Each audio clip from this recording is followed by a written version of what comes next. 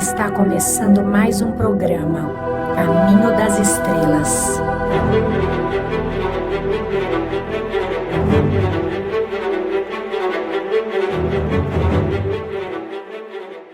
Olá, você está no Caminho das Estrelas. Eu sou o Sérgio Felipe e estou aqui com a nossa querida.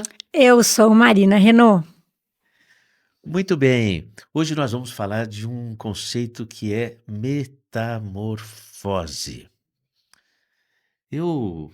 A primeira coisa que me veio na cabeça quando eu pensei nesse tema, quando eu era estudante de medicina, estava passando por um sofrimento muito expressivo, o nosso querido Raul Seixas, que estava hospitalizado no Instituto de Psiquiatria pelos problemas com álcool, não é?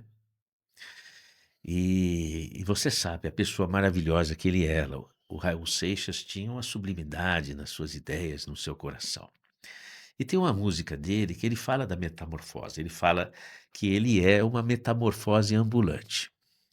Mas ele queria traduzir a dificuldade que às vezes a gente tem de sustentar os nossos desejos, as nossas posturas, os nossos propósitos, as nossas querências, as nossas carências, de, vamos dizer assim, de sustentar uma identidade, uma continuidade. Então ele dizia: Nossa, eu acho que é de um jeito agora que eu estou sentindo, depois é de outro jeito que eu estou sentindo diferente, não é?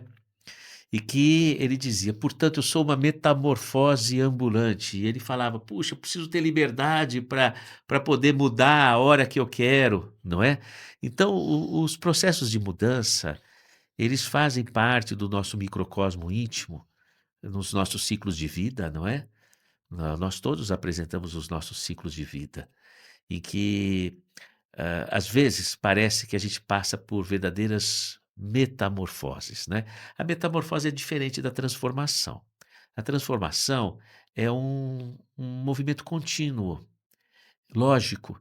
Você pega uma folha, você dobra, depois você dobra 2 vezes, 3 vezes, ela continua sendo aquela folha.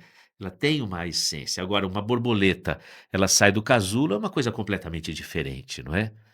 Você já passou por circunstâncias na vida em que determinadas situações fizeram com que ocorresse uma metamorfose na tua existência, não é? Despenca qualquer coisa que provoca uma mudança extraordinária, não é? Então as metamorfoses fazem parte da nossa vida em muitos momentos. Nossa, que interessante, porque quando a gente começou a fazer o programa, eu comecei a ouvir o Raul Seixas cantando no meu ouvido. E que conexão, né? Pegando a borboleta e a lagarta, que é um exemplo que todos usamos, né? Nós vivemos aqui na Terra muito como a lagarta, né? Nos arrastando nos problemas ou nas dificuldades, sejam elas financeiras ou emocionais ou espirituais, não importa. Porque a gente se desconectou de quem somos. A vida na Terra, especialmente aqui agora na Terra, num momento tão profundo de transição planetária, é o grande chamado para que a gente volte e saia dessa escravidão. Nós nos vemos muito como limitados. E nos vendo como seres limitados, a gente se limita e perde a oportunidade de abrir as nossas asas para a vida. E o que são essas asas, né? Por que a gente coloca os anjos tão distantes, os seres divinos ou os guias e os mestres tão distantes? Nós somos fractais deles. Muitas vezes o teu guia é você mesmo em outra dimensão. Uma outra hora a gente fala de multidimensionalidade. Mas nós somos fractais. Então nós estamos aí numa grande teia. E esse momento nos chama a parar de nos arrastar. Então voltar para dentro, a olhar onde eu me limito, o que eu acho que eu não posso. E voltar mais um pouco além de todos os desejos, como eu falei no outro programa, da personalidade. E voltar para esse ser ilimitado que somos. Onde essa conexão com o divino nos guia e mostra qual a nossa função. Nós fazemos parte de um grande plano, do plano de Deus. Eu vou chamar de Deus, a gente pode chamar de todo, da consciência divina, aquilo que tudo é, da sabedoria infinita, não importa. Eu chamo de Deus. Mas nós fazemos parte dessa teia, nós somos parte, nós temos um papel papel no plano de Deus. Enquanto nos arrastarmos nesses problemas ou nas dificuldades pessoais, ou nos deixarmos ser engolidos por isso e deixar com que tudo isso nos limite, a gente perde a oportunidade de ir para dentro e descobrir o nosso potencial ilimitado, de nos recriar e criar quem queremos ser. Isso é um grande processo de transformação, porque a vida na Terra nos colocou muito limite. Isso vem de pai e mãe, da nossa ancestralidade que a gente carrega, que as informações estão nas nossas células, não importa, ou de nós mesmos em tantas vidas. Não importa, importa esse caminho de volta, esse abrir as asas, nos reconhecer como ilimitados e fazer a grande metamorfose, porque esse é o processo que o planeta está passando agora. Esse processo de transição planetária nunca ocorreu antes. É a primeira vez em toda a nossa história. Óbvio, ocorreram muitas transformações, eu não vou entrar nisso agora. Mas nessa é porque agora a gente entra para o divino. A gente dá um salto quântico, a gente sobe, a gente vai para outra oitava, e isso nos chama a abrir nossas asas, a profunda e real metamorfose do ser, onde sai da escravidão, da limitação da matéria e se abre para o infinito da dimensão do impossível, de quem somos em verdade, do nosso reconhecer-se como ser divino. Olha, essa questão envolve muito o conceito de evolução. Por exemplo, por que eu estou aqui, a Marina está aqui, você está assistindo esse programa, fazendo suas reflexões? Por que esse esforço de nós estarmos aqui expondo ideias? Qual é que é o propósito disso? Aí existe uma ideia de que a vida ela envolve uma evolução na direção da luz, que nós temos um papel proativo nesse processo de evolução, que é um processo de contínua transformação, revolução e metamorfose. Poderia dizer que a ideia de estar aqui expondo num programa que vai lá para a rádio, que vai lá para o YouTube, que vai, enfim, para os meios de comunicação e para a mídia, é uma contribuição minha, uma contribuição da Marina, uma contribuição do time que está nos bastidores da elaboração de tudo isso, que chega até você, e você também está fazendo parte desse time, porque sem você não existe o propósito de estarmos fazendo o que estamos fazendo, mas é procurando expor as nossas expressões criativas, as nossas intuições que fazem parte de uma memória. Essa memória é ao que viemos. Quando nós mergulhamos através do processo reencarnatório, da lei palingenésica, aqui nesse planeta, nós viemos com um propósito para fazer uma entrega. Esse momento aqui, a minha voz, a voz da Marina, a presença anônima do staff que dá estrutura, essa voz que chega até você, e você como elabora essa voz, essa é a nossa entrega. É como uma flor que entrega o seu odor, ou que solta o pólen, ou que dá o néctar para as abelhas, para as borboletas. Então, a natureza, ela possui essa lei contínua de um movimento de cooperação. Então, esse processo de cooperação faz a natureza girar. E a metamorfose faz parte de um movimento da natureza. Essa metamorfose, como a Marina disse, é o que está acontecendo nesse momento, vamos dizer assim, que teve o seu cume no pós-Covid. O Covid já foi o ápice de um movimento, de algo invisível que estava acontecendo, e se materializou numa transformação de metamorfose. A, a, uma revolução, ela acontece e ela, primeiramente, marca uma reestrutura geopolítica e demora séculos para chegar até o indivíduo. Assim, a Revolução Francesa, por exemplo. A Revolução Francesa ainda está em movimento de ação nos indivíduos na sociedade. Liberdade, igualdade e fraternidade ainda são temas vigentes que se aproximam do nosso cotidiano e da nossa rotina. Mas a metamorfose não. A metamorfose é imediata. Ela provoca, ao mesmo tempo, uma movimentação geopolítica e chega e bate na porta da tua casa e chega na realidade. E essa pandemia, esse pandemônio que foi o Covid, provocou exatamente isso, uma alteração geopolítica e chegou até a individualidade. Saiu de uma pequena cidadezinha de Wuhan, que não se ouvia falar no Ocidente, de formas desconhecidas, chegou na rainha da Inglaterra, chegou no presidente dos Estados Unidos, bateu na porta de todos nós, independente do nível social, econômico, de cultura e etc. Então, foi uma transformação? Não, foi uma metamorfose. Nós não estamos mais no mesmo formato do que estávamos antes. E nós estamos começando, talvez começando, a perceber isso. Não é nem tomar consciência, é a perceber isso. E essa é a grande questão. Que movimento que nós vamos fazer na nossa mente, na direção de nossas vidas, dos nossas emoções, dos nossos sentimentos, dos nossos propósitos? O que eu vou fazer agora? Então surge opa, estou sem chão, o que eu faço, onde eu piso, para onde eu vou? E isso tem sido comum. As pessoas, nós estamos com essa grande interrogação, estupefactos diante de tudo que vem acontecendo e a gente já não consegue mais presumir um futuro que não temos, antes, como a Marina disse, não temos um antecedente que possa nos dar uma referência. Isso é uma grande oportunidade para cada um de nós. Permitir que as partes nossas que não servem mais possam morrer para renascer.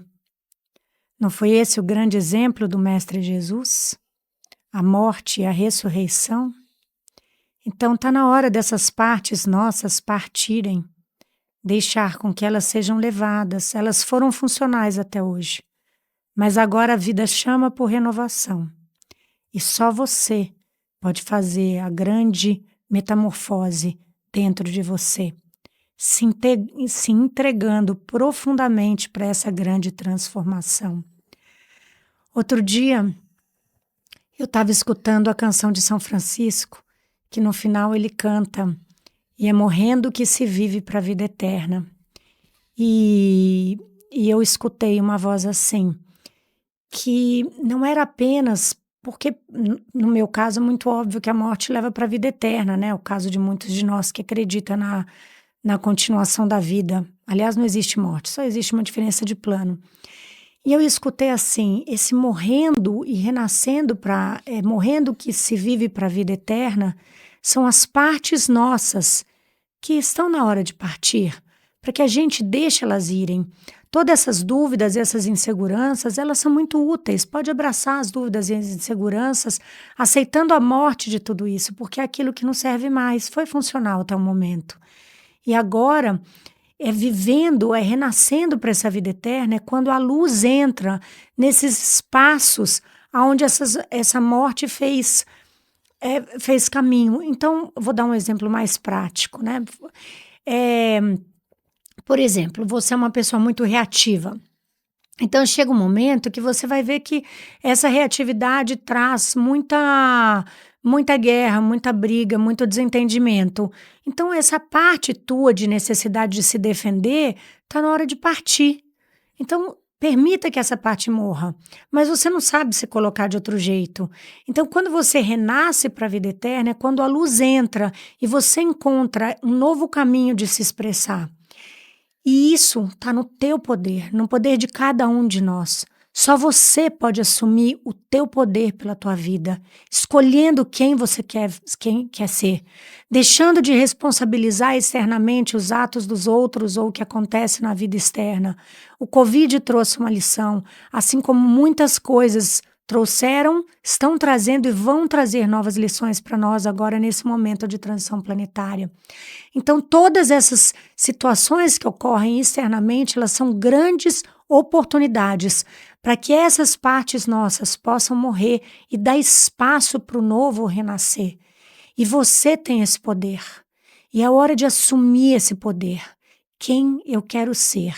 Quem eu quero me tornar? Em que eu quero me transformar? Olha profundamente para isso e abraça essa nova vida que espera para você.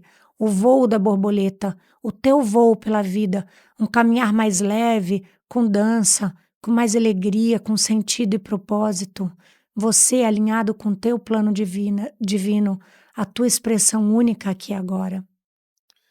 Puxa, é interessante, esses modelos que se transformam em muitas épocas, essas metamorfoses que acontecem de uma forma ou de outra, são parte rotineira de nossa existência, não é? Como os índios norte-americanos chamam a morte do xamã, não é? Como a semente que para brotar a flor ela apodrece a casca, não é? Coisas que a gente precisa largar, coisas que já não servem mais. E às vezes, nas crises maiores de nossa vida, que essa metamorfose acontece. E a gente começa a perceber: olha, eu vou precisar de soltar aquilo que já não pertence mais a mim, para que possa subir de mim aquilo que é mais essencial e verdadeiro, e é isso que vai frutificar. Porque às vezes, pensa comigo, você está adoecendo, você está se atrelando, se aquartelando, se você está numa situação que é uma situação limite. Chegou num burnout, chegou numa depressão, está tomando remédios, múltiplas patologias, doenças, múltiplos acontecimentos, situações financeiras, situações amorosas, situações assim que a gente fala assim, chegou na sinuca, não é? Então, às vezes é momento, é como uma semente, está debaixo da terra, já não vê luz, não é? E aí aquela casca apodrece e aí começa a subir a parte boa, que vai dar a flor, que vai transfixar o solo, que vai alcançar o sol, não é? Então, esse movimento da semente é um movimento de metamorfose. Vamos tentar ver na nossa vida se a gente não está nessa fase e às vezes a gente precisa perceber que a gente precisa deixar as cascas e fazer com que a nossa parte mais essencial, mais verdadeira, mais pura, mais fértil, mais poderosa possa subir e formar a árvore que vai frutificar. Pegando esse exemplo da semente, quando a gente observa o reino vegetal, a gente percebe que o reino vegetal é o que mais tem conseguido seguir o plano divino aqui no planeta Terra, pois sai das profundezas, da escuridão e vai se elevando estruturado em direção à luz. E esse é o nosso trabalho também. E as flores emanam esse perfume porque elas servem, quando elas expressam a essência daquilo que elas são, elas servem ao universo. E assim podemos ser cada um de nós, expressando a nossa essência divina, a gente serve. E no nosso coração está o canal do nosso serviço. O nosso trabalho, a nossa grande missão, sempre é o serviço ao outro. Mas não é um serviço de obrigação e de sacrifício, de peso. Ao contrário, é um serviço leve da única expressão que cada um carrega dentro de si. E assim podemos imitar esse exemplo das flores e criar esse grande jardim. Só que nós, nesse caminho, somos também a semente, mas somos também o jardineiro. Nós somos quem aduba os nossos talentos, quem aduba as nossas qualidades e cria novas qualidades, novas pétalas, novas folhas. Nós somos também quem corta, como fala a palavra? Quem Poda. poda. Nós nos podamos naquilo que nos serve mais. Nós fazemos todo o papel. Essa foi a grande herança divina no caminho da evolução quando nós chegamos nesse estado de ser humano. Nós sermos a semente, nós sermos o jardim e também o jardineiro. Nós somos a criação e também o criador de nós mesmos. E esse é o caminho da grande revolução humana, ancorar no coração, no serviço único que cada um veio aqui, expressar na vida aqui e agora. É interessante porque a Marina está colocando essa questão do outro, não é? O quanto que o outro entra na nossa vida, porque Na verdade, a evolução se dá por regime de cooperação, não é nem competição, é cooperação. Você sabe que Freud, quando ele estuda a evolução ontogênica do psiquismo, e ele fala: bom, o psiquismo começa na fase oral, não é? Que é o bebezinho, que ele leva tudo na boca. Qual é o comportamento desse bebezinho? É tipo assim: olha, eu sou o rei e vocês vão me servir, porque ele não tem outra forma, não é? E aí, como é que ele faz? Ele tem reações catastróficas. Ou ele está muito alegrinho, ou ele está berrando, não é? Então, vamos dizer assim, ele lidera o ambiente através das reações catastróficas dele. Tudo bem para um bebê, mas quando um adulto funciona assim, aí a coisa é complicada, né? Que é a chamada fixação na fase oral, não tem nada a ver com boca. É o comportamento de não faz o que você quer, nossa, você estrila, berra, sai chutando, não é? Esse é um comportamento fixado nessa fase egocentrada do bebê. Todos nós temos um pouco disso, viu, gente? Não se estranhe se você em algum momento se identificou. Depois vem a fase chamada fase anal. Não tem nada a ver com anos exatamente. É que o bebezinho, quando está trocando a fralda, você já viu, ele tem um comportamento, a criança nessa fase, que ela, tudo é dela, né? Vai na festinha do amigo, pega o brinquedinho, fala, é meu. Aí a mãe fala, não, isso é do seu amigo, você tem que deixar aí, não é? Então, quando a pessoa fixa nessa fase, é o avarenta que se apega a tudo. Não mexa nas minhas coisas, não mexa nisso, não mexa aquilo. Todos nós temos um pouquinho disso, não é verdade? Bom, depois vem a fase genital, que é uma fase lá pelos 7 anos, mais ou menos, tipo Cebolinha e a Mônica, que é assim, é uma fase sadomasoquista, exibicionista e competitiva. É uma fase histriônica. Bom, o Cebolinha sabe que se ele chegar perto da Mônica e falar do coelho dela, ele falar que ela é dentuça, não é assim? Ele leva uma coelhada. E a Mônica sabe que se chegar perto do Cebolinha, ele vai falar. Então é sadomasoquismo. E é uma competição, não é? E esse é um movimento até atual da nossa humanidade, que é uma humanidade competitiva, não é? Competitiva e sadomasoquista.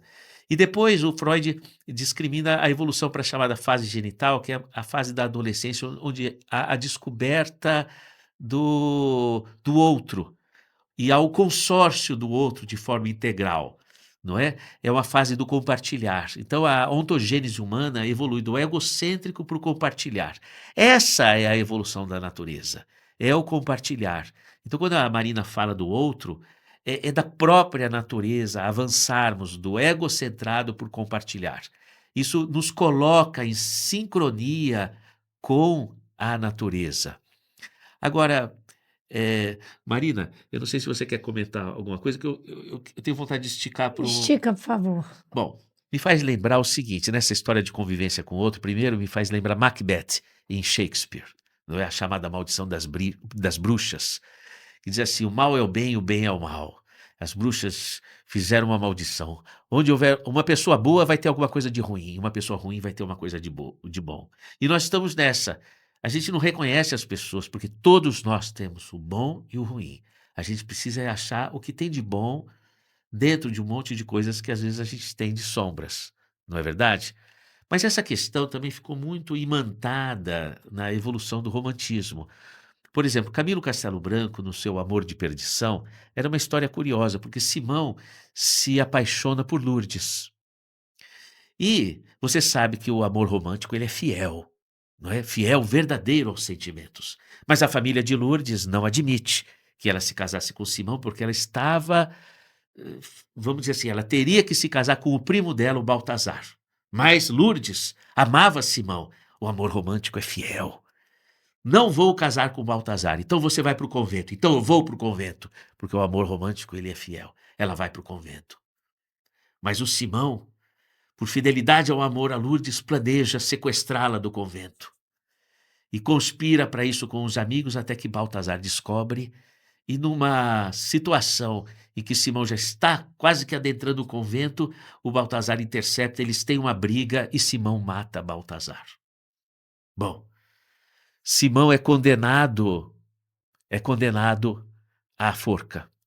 Mas como ele tinha influências ali, a sua pena foi amenizada para um degredo para o Brasil. Ele ficou preso até que a caravela pudesse vir ao Brasil. E na prisão, a filha do carcereiro é que trazia comida para ele, Mariana, Mariana se apaixona por Simão, mas Simão era fiel a Lourdes. O amor romântico é fiel. E Simão não se consorcia com Mariana. Mas, quando Simão é colocado na caravela para vir ao Brasil, Mariana vai junto. O amor romântico é sempre fiel. E Mariana vai no barco com ele. Mas aquela tristeza mata Lourdes, que na tristeza fica tísica e morre no convento. E Simão também adoece em febres e morre no barco. O seu corpo é atirado ao mar, como era a tradição.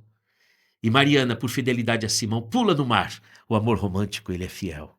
Bom, acontece que esse livro não vendeu, não é? Porque é uma história, não é?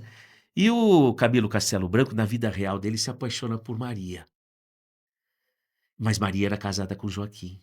Mas o amor romântico é fiel. Ele sequestra Maria e é preso. Maria devolvida ao Joaquim e Camilo Castelo Branco, na vida real, o escritor, preso, ele precisa de pagar uma fiança. Sem dinheiro, ele escreve um outro livro, Amor de Salvação. Amor de Salvação é mais ou menos assim. O Simão, Lourdes não pode casar com o Simão, tem que casar com o primo Baltazar. Ela casa. E se encontram escondidos. E assim, toca a vida. Mariana, que se apaixona por Simão, acaba casando com Simão. Mas Simão se encontra com Lourdes às escondidas, não é? Então o amor de perdição é assim. Ninguém se matou, todos estavam bem, mas a verdade ficou escondida no coração de cada um, não é? E nós estamos vivendo essa época, onde a essência da verdade está muito arquivada em nossos corações. Só que a vida não está dando certo desse jeito.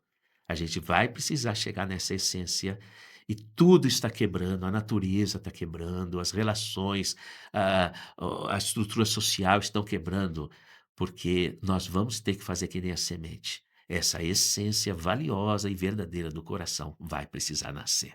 Essa é a verdadeira metamorfose. Finalizando essa linda história que eu não conhecia, deixo uma frase para a gente repetir essa semana, cada um interiormente. Eu sou o emissário do Espírito aqui agora. Eu sou o emissário de Deus. Boa semana. Uma luz no teu coração. Esse é um programa Caminho das Estrelas. Para mais informações, @Dr. Sérgio Filipe de Oliveira, @Caminho das Estrelas Oficial, @Uniespírito. Gratidão.